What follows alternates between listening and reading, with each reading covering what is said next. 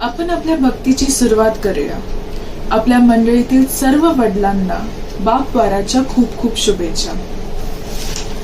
नीतिसूत्रे 23 वचने 22 ते 25. तुझे वडील तुला गोष्टी सांगतात त्या ऐक. तुझ्या वडिलांशिवाय तू कधीही जन्माला आला नसतास. तुझी आई म्हातारी झाली तरी तिचा आदर कर. सत्य, शहाणपण, शिक्षण आणि समजूतदारपणा या गोष्टी पैसे मोजून घेण्या इतक्या मूल्यवान आहेत आणि त्याचे मूल्य त्या विकून टाकता येईल नाही एवढे अधिक आहेत. मूल चांगलं असलं तर वडिलांना खूप आनंद होतो. एखाद्याचे मूल जर शहाणे असले तर ते खूप आनंद देतं.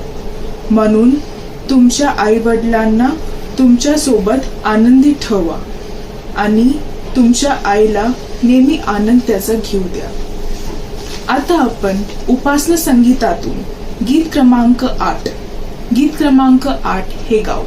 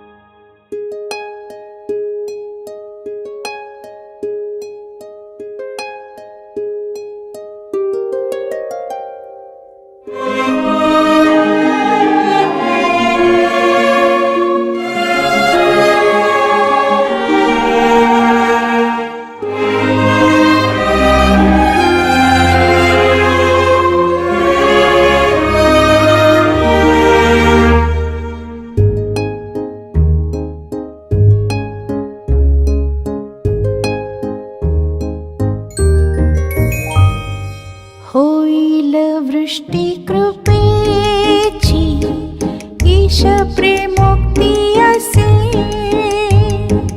तेणे दृष्टी पुष्टी यांची, वृष्टी जगी होतसे. दृष्टी कृपेची, दृष्टी कृपेची हवी, बिंदू येतात दयेची, आम्हास वृष्टी हवी.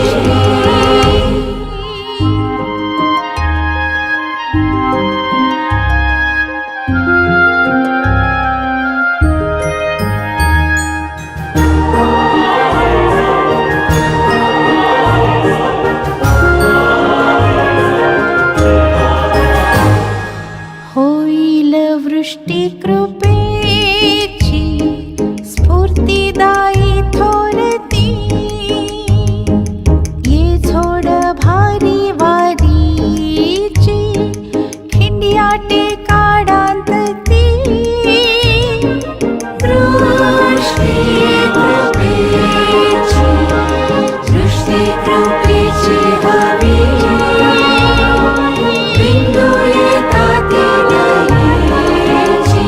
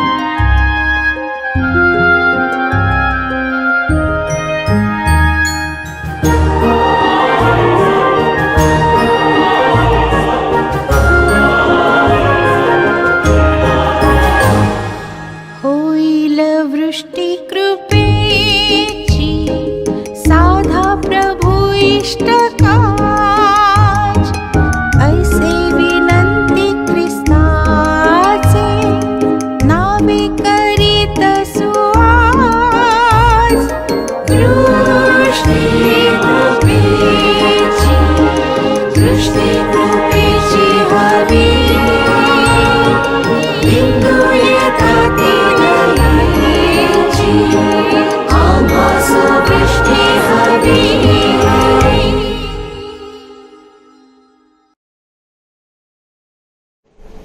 आता आपण सर्व मिळून प्रेषितांचा मतांगीकार हे एकत्र म्हणू. प्रेषितांचा मतांगीकार आपण पुन्हा एकदा अंगीकारू. सर्व समर्थ देव जो पिता, आकाश व पृथ्वी यांचा उत्पन्न करणारा आणि येशू ख्रिस्त त्याचा एकुलता एक पुत्र, आमचा प्रभू, जो पवित्र आत्म्याच्या योगाने गर्भरूप झाला, कुमारी मरिया ईजपासून जन्मला, ज्याने पंतय पिलाताच्या वेळेस दुःख भोगिले, ज्याला वधस्तंभी दिले, जो मरण पावला व ज्याला पुरिले, तिसऱ्या दिवशी मेलेल्यांमधून पुन्हा उठला, स्वर्गात चढला आणि सर्वशक्तिमान देव जो पिता त्याच्या उजवीकडे बसला आहे, तेथून जिवंतांचा व मेलेल्यांचा न्याय करावयास जो येणार आहे, त्याविषयी मी विश्वास धरितो. पवित्र आत्मा, पवित्र सार्वत्रिक मंडळी, पवित्र जनांची सहभागिता, पापांची क्षमा, देहाचे पुनरुत्थान आणि सनातन जीवन याविषयी मी विश्वास धरितो. आमेन. आपल्या मंडळीचे पालक साहेबांना विनंती करते की त्यांनी आपल्यासाठी मध्यस्थीची प्रार्थना करावी व त्यानंतर आपण प्रभूची प्रार्थना एकत्रित म्हणू. प्रार्थना करूया. हे सर्व समर्थ परमदया गणपित्या, आम्ही तुझ्या नावाला मान, महिमा आणि गौरव आता आणि सदा सर्व काळ देतो, कारण तू आपल्या आसनावर आरूढ आहेस. प्रभू, तुझी दया, तुझी कृपा, तुझा आशीर्वाद तू निरंतर आम्हापर्यंत पोहोचवतोस. आमची तू काळजी घेतोस, आम्हाला तू सांभाळतोस. या सर्व विघ्न असलेल्या परिस्थितीतही परमेश्वरा तू आम्हाला क्षती पोहोचू दिलेली नाहीस. त्याबद्दल आम्ही तुझे मनापासून आभार मानत आहोत. आजची ही भक्ती, ही उपासना विशेष करून पितृवार म्हणजे बापवार या नावाने आम्ही साजरी करीत असताना आमच्या मंडळीतील प्रत्येक पित्याकरिता, प्रत्येक वडिलाकरिता तुझी उपकार स्तुती करीत आहोत. परमेश्वरा, जो एक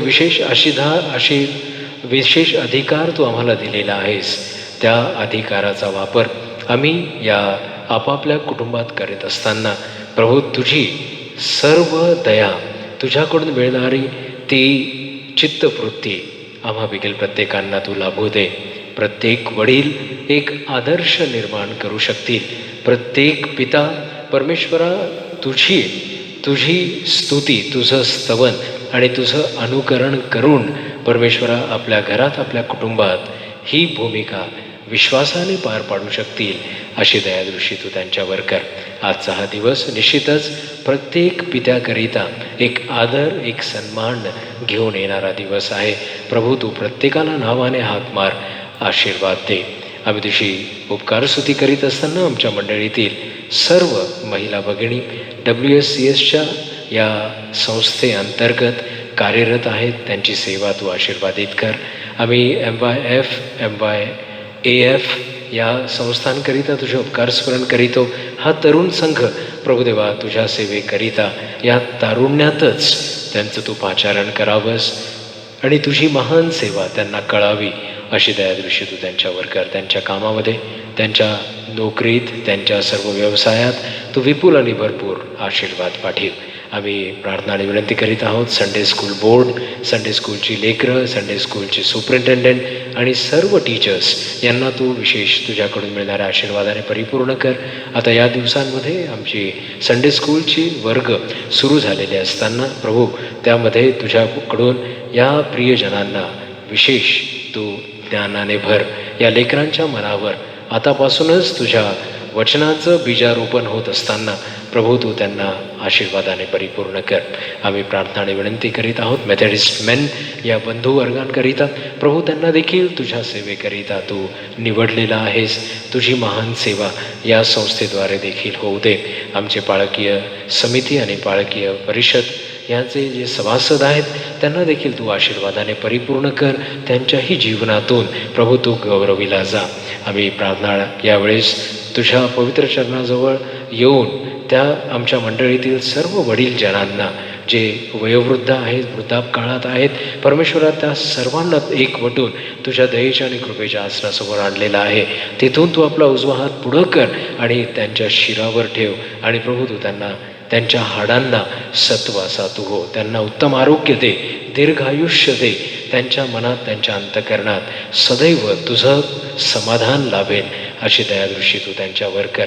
आमच्या धर्मप्रांताचे सन्माननीय bishop doctor Anil Kumar John Sarwant आणि मॅडम सिल्विया सरवंत यांना आम्ही तुझ्या पवित्र हातात सोपवितो. प्रभू तू त्यांच्यावर दया केलीस, या वयातही प्रभू तू त्यांच्याकडून आपली सेवा तू करून घेत आहेस. आम्ही तुझे उपकार स्मरण करीत असताना त्यांना लागणारी शक्ती, कृपा, आरोग्य आणि तुझी दया मागतो. परमेश्वरा त्यांना तू तुझ्या ज्ञानाने भरलेला आहेस, त्याचा सदुपयोग तुझ्या मंडळीच्या वाढीकरिता त्यांनी करावा असं तू दयेने आणि कृपेने होऊ दे. त्यांच्या प्रिय दोन्ही लेकरांना तू आशीर्वादित कर. आम्ही तशाच रीतीने प्रार्थना करीत आहोत. संपूर्ण जिल्ह्याचं काम पाहणारे सर्व डिस्ट्रिक्ट सुपरिटेंडंट्स या धर्मप्रांतात त्यांची विविध कार्य आहेत, आपापल्या कार्यक्षेत्रात काम करत असताना त्यांना तू लागणारी बुद्धी, ज्ञान, कौशल्य आणि आरोग्य पुरीव.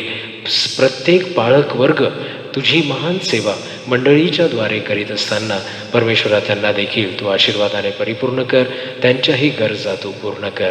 सर्व आमच्या बहिणी ज्या डिकनेसेस म्हणून सेवा कार्य करीत आहेत त्यांना देखील तू आशीर्वादाने परिपूर्ण कर, त्यांची सेवा देखील तू मान्य करून घे.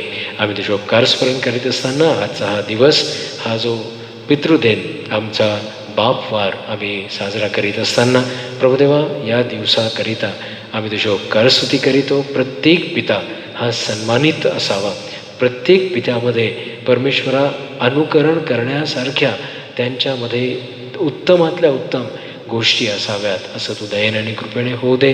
आणि या नवीन पिढी पुढं प्रत्येक वडील हा आदर्श ठरेल अशी दयादृष्टी तू आम्हावर कर. आमच्या मंडळीतील प्रत्येक वडिलांकरिता आम्ही तुझे उपकार स्मरण करीतो आणि ज्यांनी तुझ्यामध्ये, ख्रिस्तामध्ये लोकांना जन्म दिलेला आहे, त्यांच्या मनामध्ये कार्य केलेलं आहे, वचनांचं बी पेरलेलं आहे आणि ते आता ख्रिस्तात जन्माला आलेले आहेत, अशा सर्व पित्यांना देखील त्यांच्या त्या सेवेबद्दल तू आशीर्वादाने परिपूर्ण कर.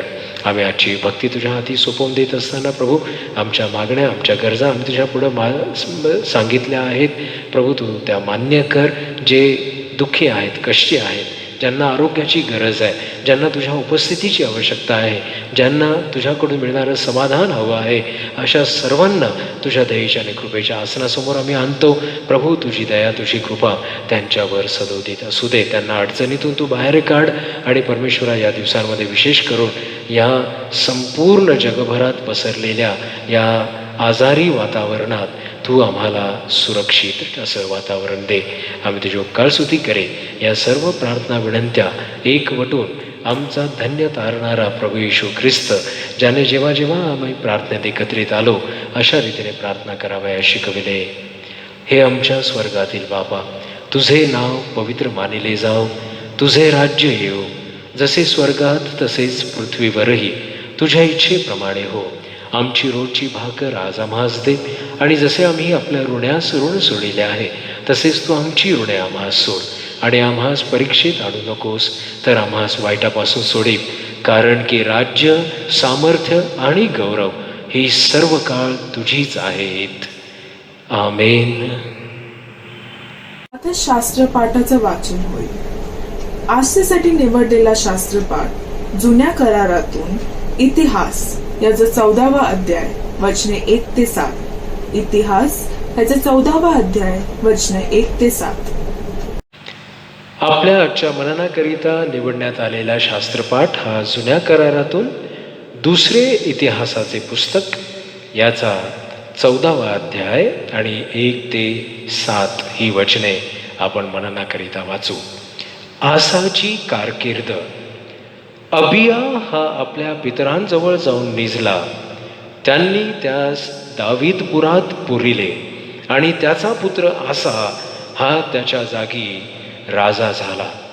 त्याच्या कारकिर्दीत देशात 10 वर्षे स्वास्थ्य होते. आसाने आपला देव परमेश्वर याच्या दृष्टीने जे चांगले व नीट ते केले. त्याने अन्य देवाच्या वेद्या व उच्च स्थाने काढून टाकिली. मूर्ती स्तंभ मोडिले व अशेरा मूर्ती भंगिल्या. यहुदी लोकांनी आपल्या पूर्वजांचा देव परमेश्वर याच्या चरणी लागावे आणि नियमशास्त्र व आज्ञा यांचे पालन करावे अशी त्याने त्यास आज्ञा केली. त्याने यहुदाच्या सर्व नगरातून उच्च स्थाने व सूर्याच्या मूर्ती काढून टाकिल्या आणि राज्यात स्वस्थता केली. त्याने यहुदात तटबंदींची नगरे बांधिली. देशात स्वास्थ्य होते आणि त्या काळी काही लढाई झाली नाही, कारण परमेश्वराने त्यास आराम दिला होता. तो यहुदी लोकांस म्हणाला, चला आपण ही नगरे वसवू आणि त्यास सभोवार, कोट, बुरुज, वेशी आणि अडसर करू. देश आपल्या हाती आहे, कारण आपण आपला देव परमेश्वर याची कास धरिली आहे. आपण कास धरिली आहे व त्याने आपल्याला चोहोकडून स्वास्थ्य दिले आहे. याप्रमाणे लोक नगरे वसवून समृद्ध झाले. देवा, वाचली गेलेली ही वचने आम्हासाठी आशीर्वादित करो. संदेशात जाण्यापूर्वी आपण पुन्हा एकदा उपासना संगीतातून गीत क्रमांक 314 हे गाऊ. गीत क्रमांक 314.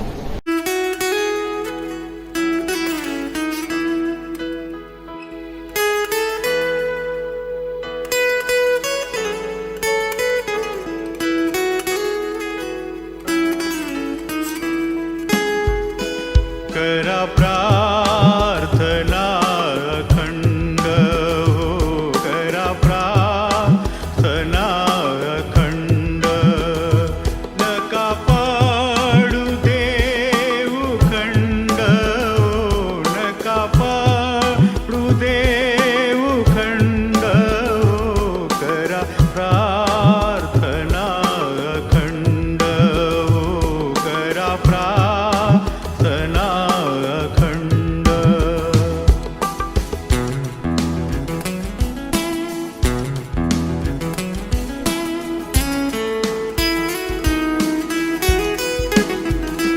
होता प्रार्थना विश्वासे हो, होता प्रार्थना विश्वासे. इथे अंत करना से, इथे अंत करना से. करा प्रार्थना अखंड हो, करा प्रार्थना अखंड.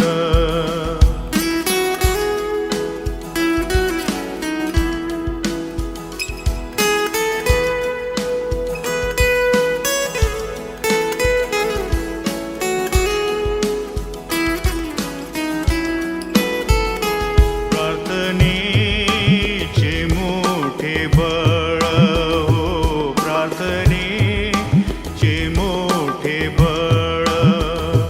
नाशी संकटास मूळ हो, नाशी संकटास मूळ हो. करा प्रार्थना अखंड हो, करा प्रार्थना अखंड.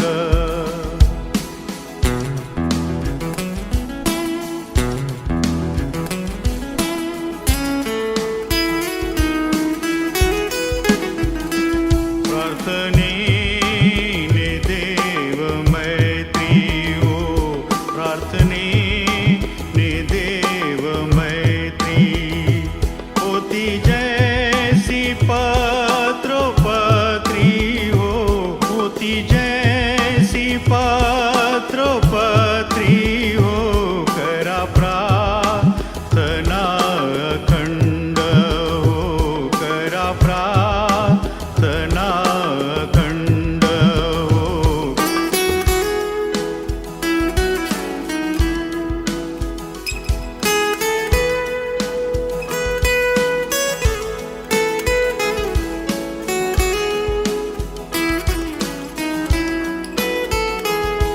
येतो प्रार्थनेचा त्रास हो, येतो प्रार्थनेचा त्रास. होचा सैतानाचा वास हो, होता सैतानाचा वास हो. करा प्रार्थना अखंड हो, करा प्रार्थना अखंड. नका पडू देऊ खंड हो, नका पडू देऊ खंड हो. करा प्रार्थना अखंड हो, करा प्रार्थना अखंड.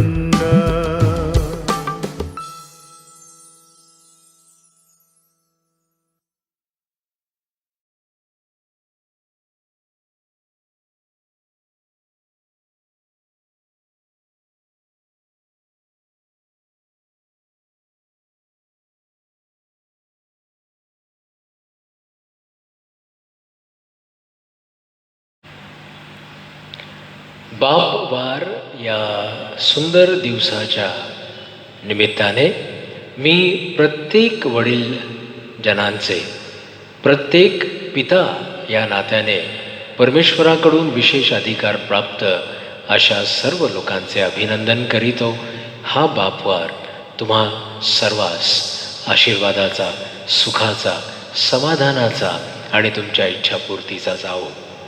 बापवार हा पित्याला सन्मानित करणाऱ्या दिवसाचा उगम कुठे व कसा झाला हे मायवार इतकं स्पष्ट झालेलं नाही, परंतु सामान्यतः स्वीकारली गेलेली कथा अशी आहे की यासाठी वॉशिंग्टन येथील स्पोकेन या ठिकाणातील सनोरा डॉड नावाची महिला ही जबाबदार आहे.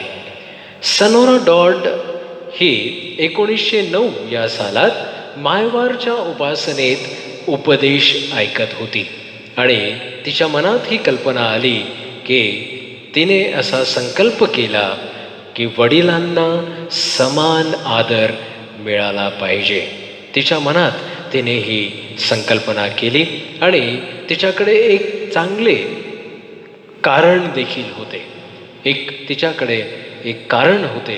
तिचे वडील एक स्वातंत्र्य सैनिक असताना त्यांच्या पत्नीने म्हणजे सनोराच्या आईने आपले 6वे मूल जन्माला घालून आपला प्राण त्यागला. त्यानंतर त्या एकट्या वडिलांनी वॉशिंग्टन येथे त्यांच्या सर्व लेकरांचे संगोपन केले. त्यांच्या जून महिन्यातील वाढदिवसानिमित्त त्या महिन्यात फादर्स डे साजरा करण्यासाठी सनोरा या महिलेने मोहीम राबवली. गंमत म्हणून कोणी असे म्हणतात की फादर्स डे हा मदर्स डे नंतर येतो, जेणेकरून मदर्स डेचे जे काही खर्च आहेत आणि त्याचा जो काही हिशोबाचे आकडे आहेत ते अगदी फादर्स डेपर्यंत वेळेत पोहोचतात, म्हणजे ते बिलिंग करण्यासाठी सोपे असतात. असो, आज आपण फादर्स डे निमित्ताने किंवा बापवार या नात्याने एकत्र झालो आहोत, तर काही गोष्टी आम्हाला यातून निश्चितच पवित्र शास्त्र मार्गदर्शन करणारं आहे आणि त्याद्वारे आपण समजून घेऊ की पित्याची कर्तव्ये का व कशी असावीत.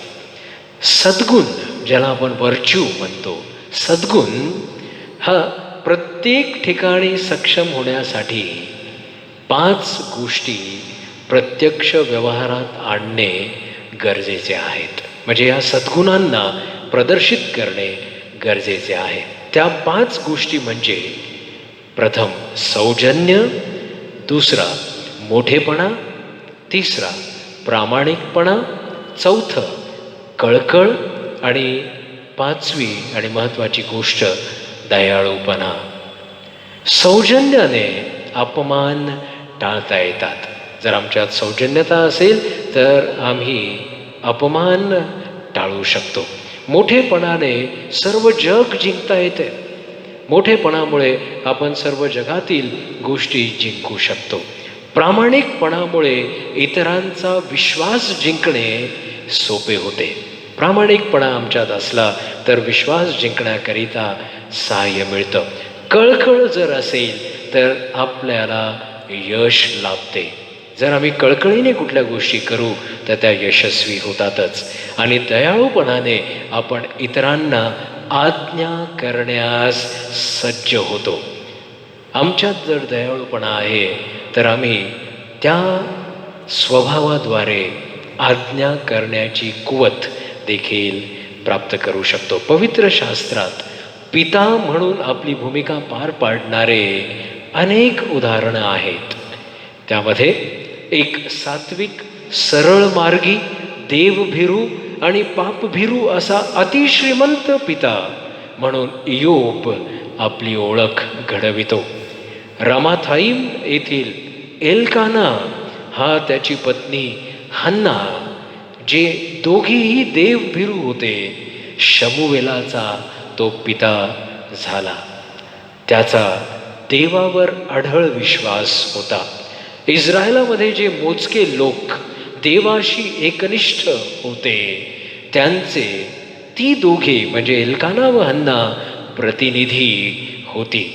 मोशेनंतर झालेला महान धार्मिक नेता जो शमूएल हा त्या दोघांना प्राप्त झालेल्या संतती सुखाचा आशीर्वाद झाला. अब्राहम देवभक्त तसाच सुज्ञ माणूस होता. तो आणि त्याचे पुत्र पौत्र यावे देवाची उपासना करीत होते. आपल्या परमेश्वराशी एकनिष्ठ आणि प्रामाणिक तो शेवटपर्यंत राहिला. आज्ञापालन केले म्हणून परमेश्वराने त्याला तुझा वंश विस्तार करेन, तुझा वंश विस्तार मी करेन, तू माझ्या शब्दाचा मान राखलास म्हणून तुझ्या संतानांद्वारे पृथ्वीवरील सर्व राष्ट्रांना आशीर्वाद लाभेल असे आशीर्वचन अब्राहमाला लाभले. रोमकरास पत्र याचा 3 अध्याय आणि त्याच्या 10व्या वचनाप्रमाणे शास्त्रात असे लिहिलेले आहे की नीतिमान कोणी नाही, एक देखील नाही. आणि त्याच अध्यायात 23व्या वचनात सांगण्यात आलेलं आहे की कारण सर्वांनी पाप केले आणि ते देवाच्या गौरवाला उणे पडले आहेत.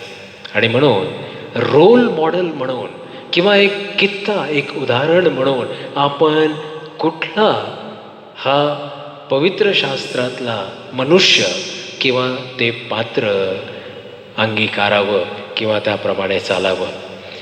सर्वांनी पाप केले आहे आणि ते देवाच्या गौरवाला उणे पडले आहेत असे असून सुद्धा देवाच्या कृपेने ख्रिस्त येशू खंडणी भरून प्राप्त केलेल्या मुक्तीच्या द्वारे ते विनामूल्य नीतिमान ठरतात.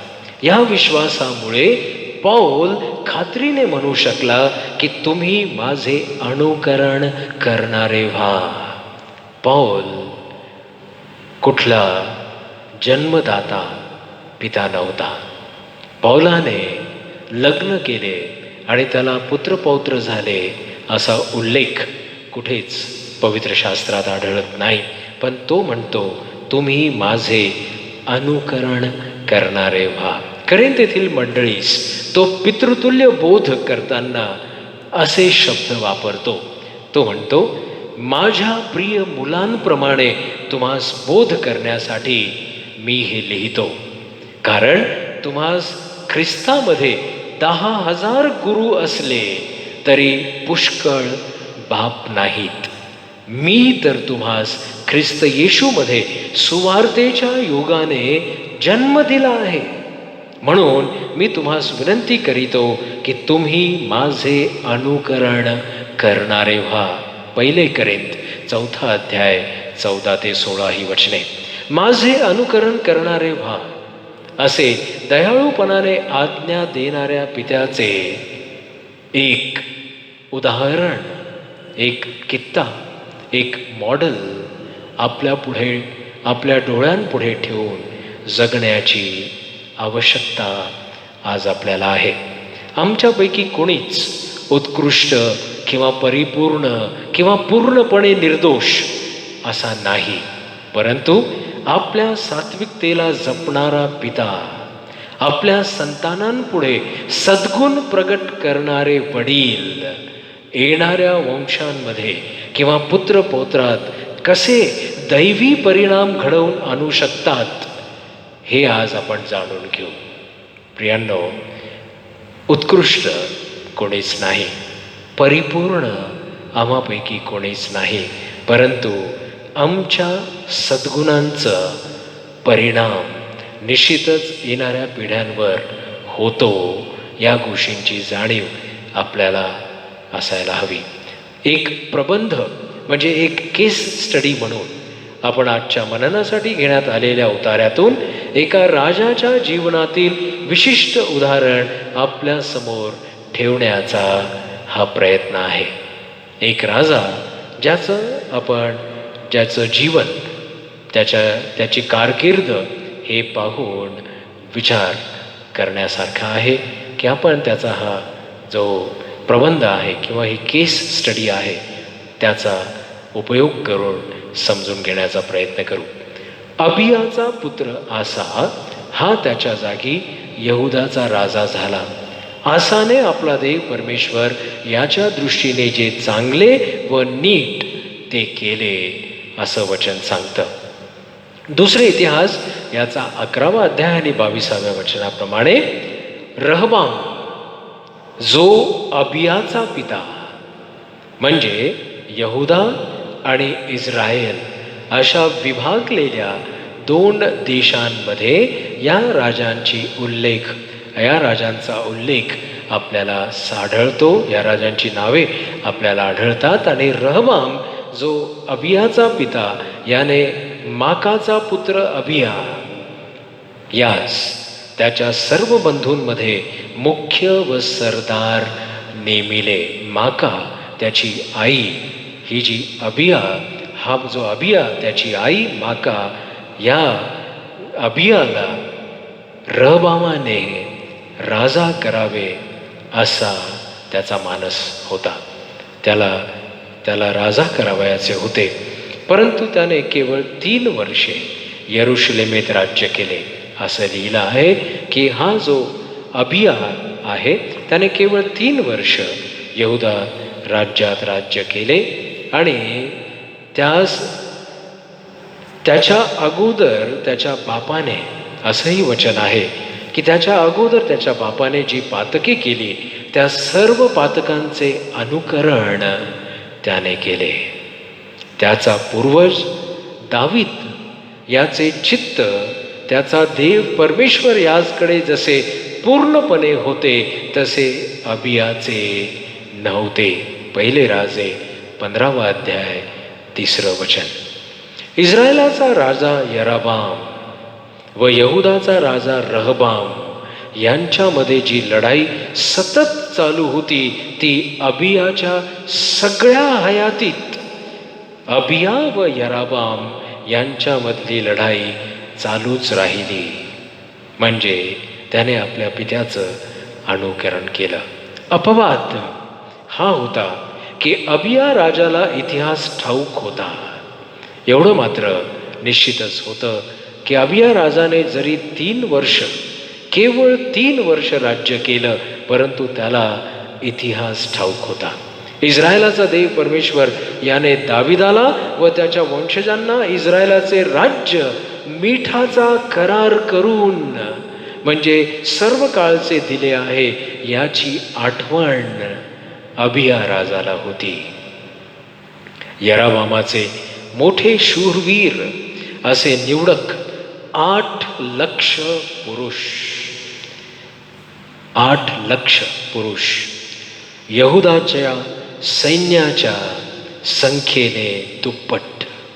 म्हणजे यहुदाच्या सैन्यात केवळ 4 लाख, तर यराबामाच्या सैन्यात ते 8 लाख असे ते होते. मग यहुदाच्या पुढे ते लढाई करण्यास उभे होते आणि या सर्वांपुढं अबिया राजा उभे राहून याराबामाला कळकळीचा उपदेश तो करू शकला. तो त्यांच्यापुढं उभा राहिला आणि त्याने असा उपदेश त्यांच्यापुढं मांडला. आता दावीद वंशजांच्या हाती असलेले परमेश्वराचे जे राज्य, त्याशी तुम्ही विरोध करण्याचा विचार मांडला आहे.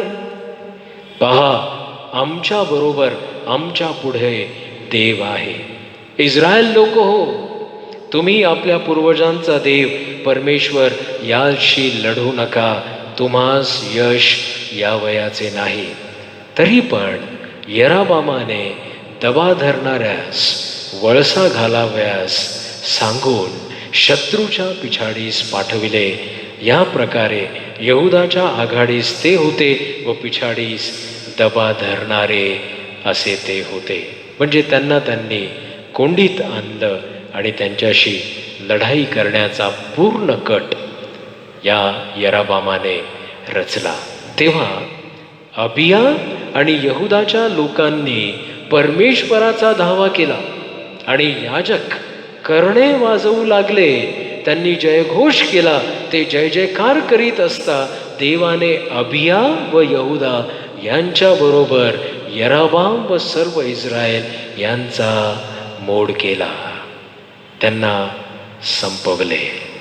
त्या प्रसंगी इस्रायल लोक चित्त झाले आणि यहुदी लोक प्रबल झाले, कारण त्यांनी आपल्या पूर्वजांचा देव परमेश्वर याचवर भिस्त ठेविली होती. एक देवभिरू अथवा पापभिरू राजा म्हणून आपण अबिया राजाला संबोधू शकत नाही, पण तरीही त्याचे कौतुक करण्यासारखे आहे की त्याने देवाच्या सत्यतेवर व देवाच्या सामर्थ्यावर भिस्त ठेविली. अबिया काही यहोशवा नव्हता, परंतु यहोशवाचा परमेश्वर अजूनही त्याच्या लोकांबरोबर आहे आणि त्याची ही विश्वासयोग्यता त्याने पुन्हा प्रकट केली. प्रियांनो, अबिया प्रबळ झाला. त्यास 22 पुत्र व 16 कन्या झाल्या. एवढ्या पुत्रपौत्रांचा तो पिता झाला. दाविदाचे राज्य पुढे चालवण्यात त्याचे योगदान निश्चितच आहे. आपला देव परमेश्वर याचवर जर पूर्णपणे विश्वास असल्यास देव अशा प्रकारच्या सदोष, अपूर्ण आणि सर्व प्रकारचे जे वृत्ती जी त्यांच्या पूर्वी त्यांच्या पित्यामध्ये होती ती असून देखील त्याचे उद्देश पूर्ण करून घेण्याकरिता अशांचा वापर करून घेत असतो. अबिया हा आपल्या पितरांजवळ जाऊन निजला आणि मग त्याचा पुत्र आसा हा त्याच्या जागी राजा झाला. म्हणजे अबिया या राजाच्या कारकिर्दीत जे काही घडलं असेल ते आसाच्या दृष्टीपुढं स्पष्ट होतं. यराबाम या इस्रायल राष्ट्राच्या राजावर मिळविलेल्या त्याच्या या विजयामुळे अबिया राजाने यराबामास त्याच्यावर मात करून जो विजय प्राप्त केला तो आसाच्या कारकिर्दीत देशात 10 वर्षे स्वास्थ्य होते. या विजयामुळे अबिया राजाच्या या परमेश्वरावर भिस्त टाकून राहिल्यामुळे आता आसा या राजाच्या जीवनामध्ये 10 वर्षे त्याच्या कारकिर्दीत देशात स्वास्थ्य होते. आणि या कालावधीत आसाने संपूर्ण राष्ट्रीय सुधारणा आपल्या हाती घेतली.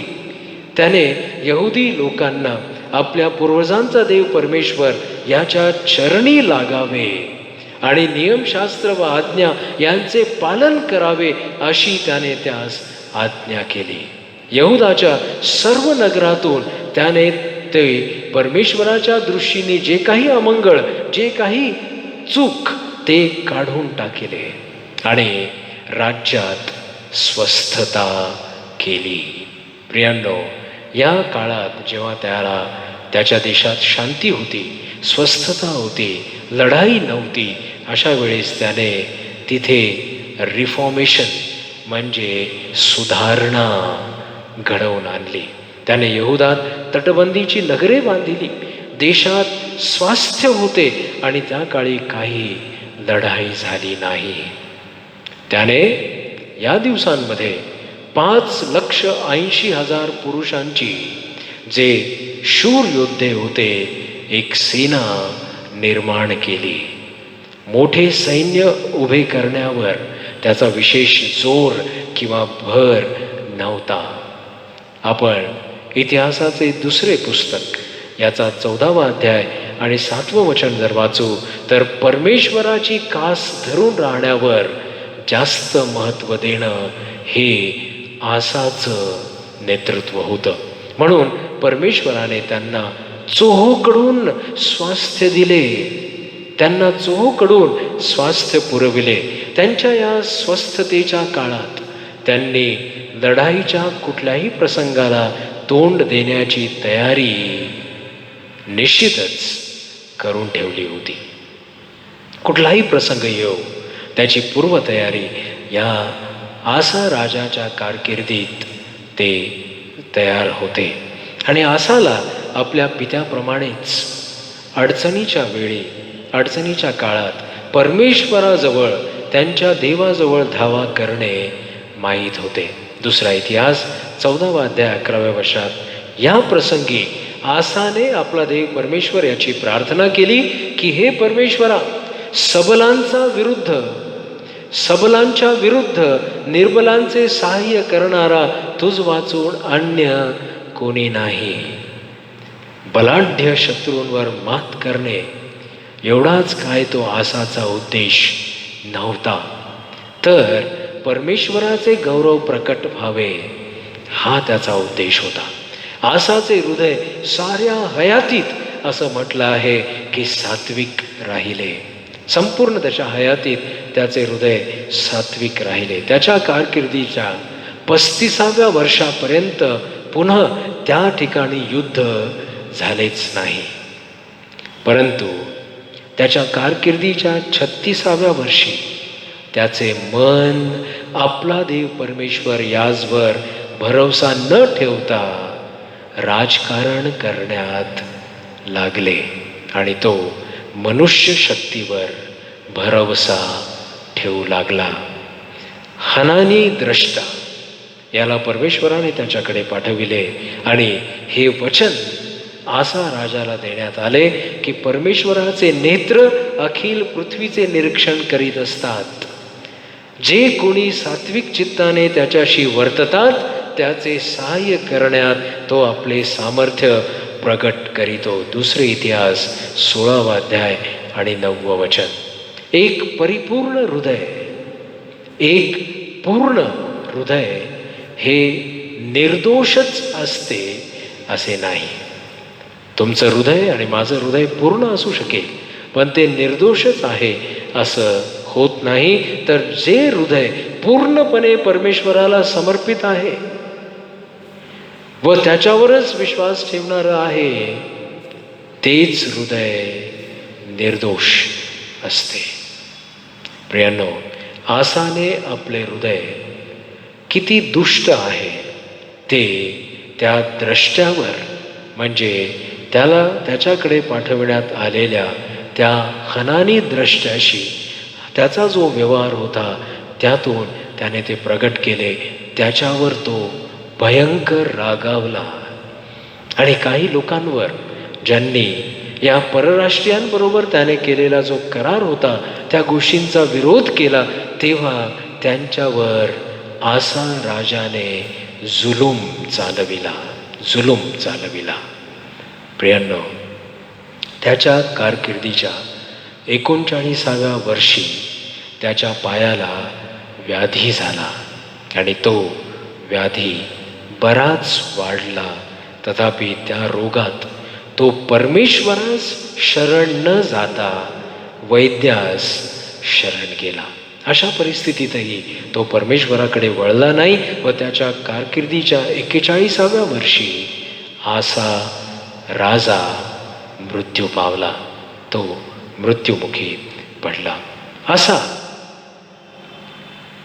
हे राज्य परमेश्वराने देव केलेला त्याला विशेष अधिकार, हा आसा एक असा पुत्र ठरला जो सुरुवातीला परमेश्वराच्या दृष्टीने जे नीट ते त्याने केले आणि सात्विक जीवन तो जगत राहिला, परंतु त्याच्या शेवटल्या वर्षांमध्ये तो परमेश्वराविरुद्ध वागला.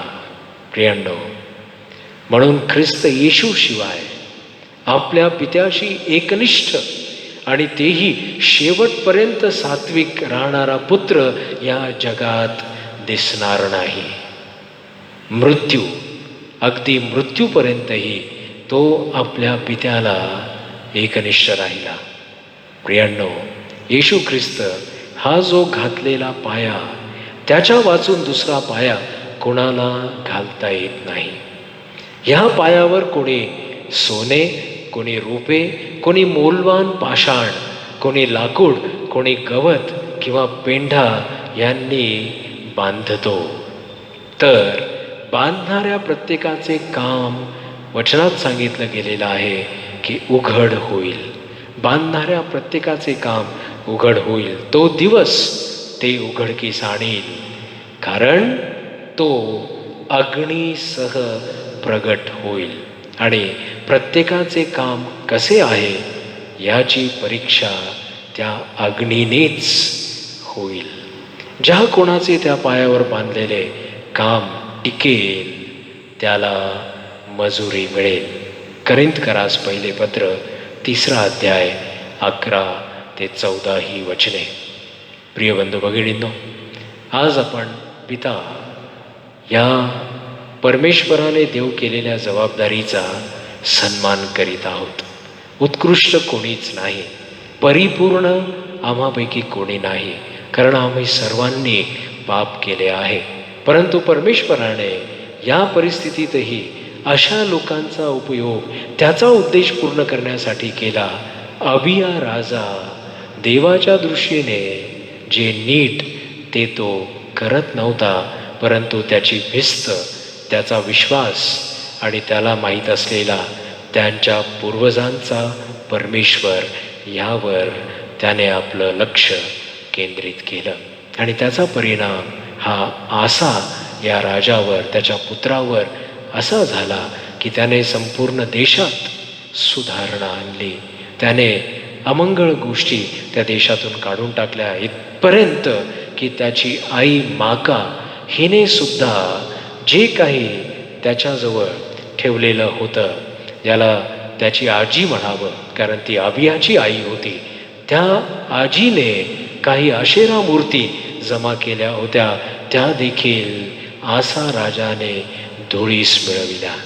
आणि जो राजमाता ही जे पद त्या आजीला होतं, त्याच्या वडिलांच्या आईला होतं, ते पद तिच्याकडून त्याने काढून घेतलं. सात्विकता त्याच्यामध्ये आली.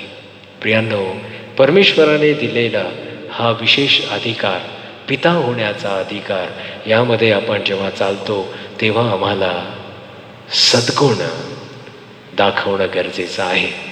आणि त्या सद्गुणांद्वारे परमेश्वर निश्चितच आपल्या येणाऱ्या पिढ्यांवर आशीर्वादांची वृष्टी करत राहील. देवबाप प्रत्येक पित्याला नावाने हाक मारो, आशीर्वाद देव. आमेन.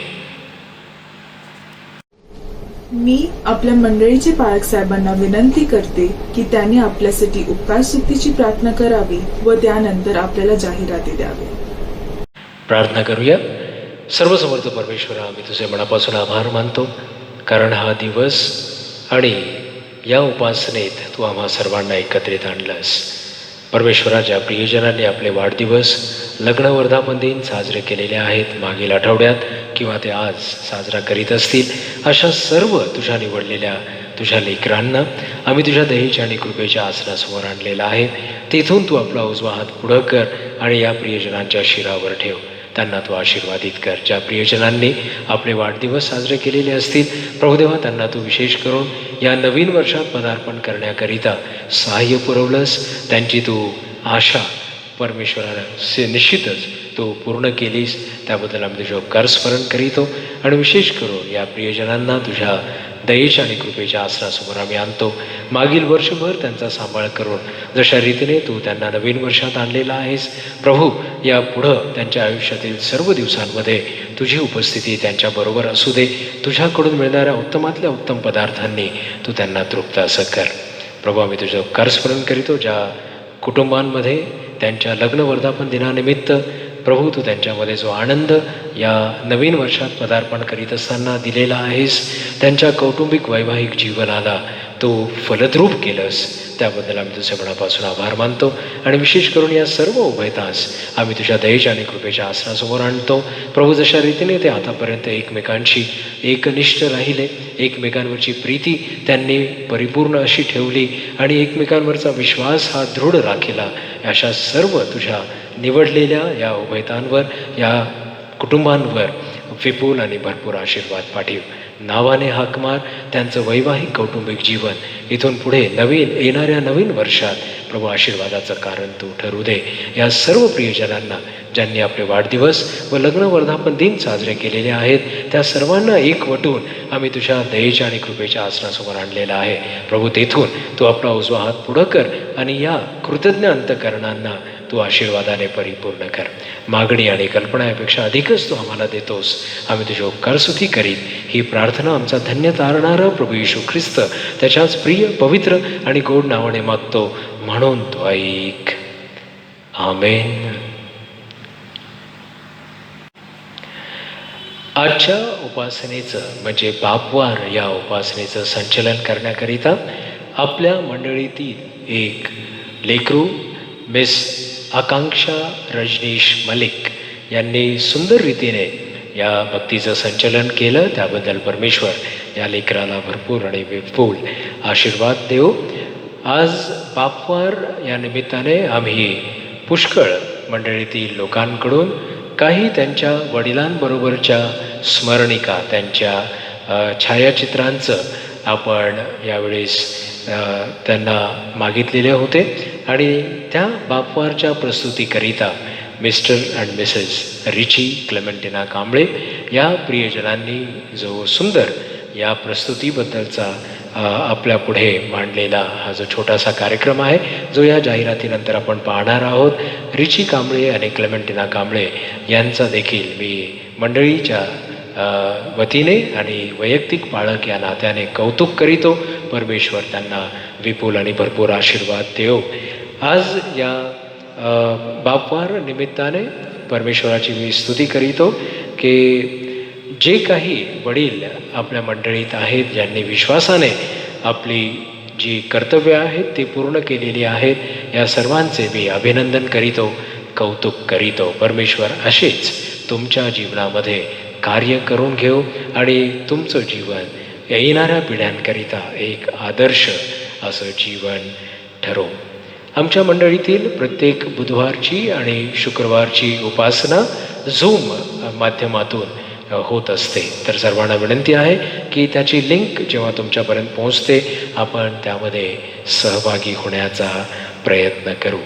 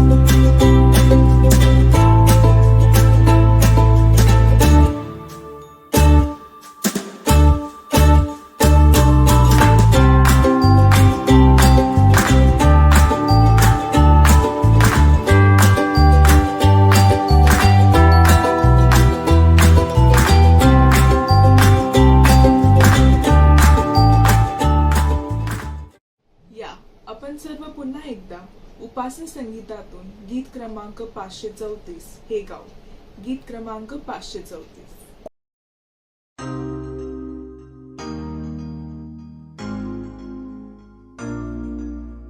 मी तुझ बाप सदैव म्हणावे, मी तुझ बाप सदैव म्हणावे, बाप सदैव म्हणावे म्हणावे, बाप सदैव म्हणावे म्हणावे, मी तुझ बाप सदैव म्हणावे, मी तुझ बाप सदैव म्हणावे.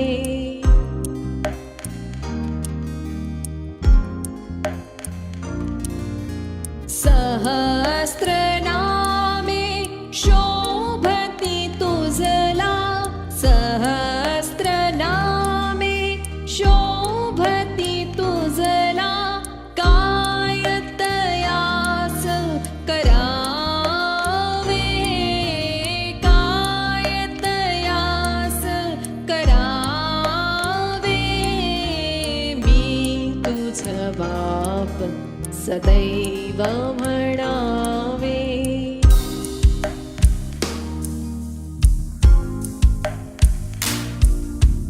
बाप चराचा तू अचराचा, बाप चराचा तू अचराचा, वेड मला नच ठावे, वेड मला नच ठावे, मी तुझ बाप सदैव म्हणावे.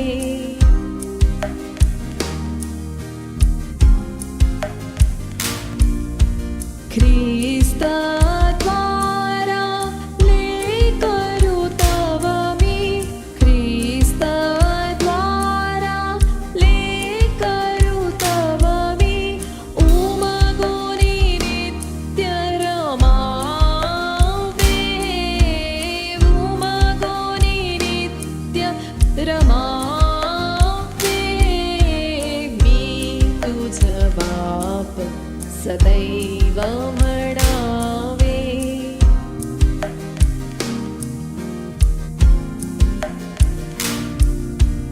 तव वात्सलता वाच म्हणे मज, तव वात्सलता वाच म्हणे मज, हे नच मी विसरावे, हे नच मी विसरावे, मी तुझ बाप सदैव म्हणावे.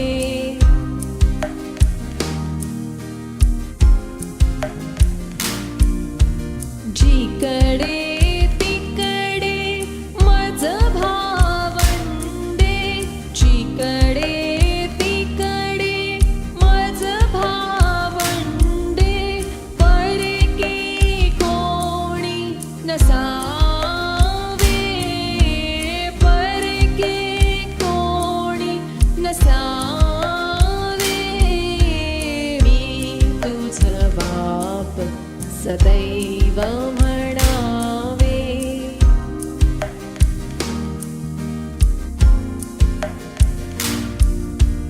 तव वात्साला साजे ऐसे, तव वात्साला साजे ऐसे, शीलमदीय असावे, शीलमदीय असावे, मी तुझ बाप सदैव म्हणावे.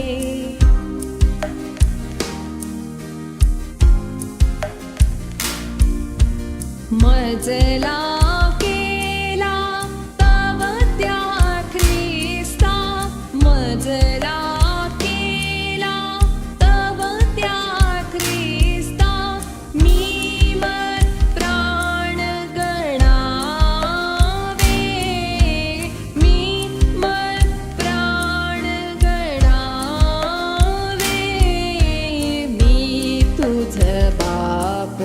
सदैव म्हणावे मी तुझ बाप सदैव म्हणावे बाप सदैव म्हणावे म्हणावे बाप सदैव म्हणावे म्हणावे मी तुझ बाप सदैव म्हणावे मी तुझ बाप सदैव म्हणावे.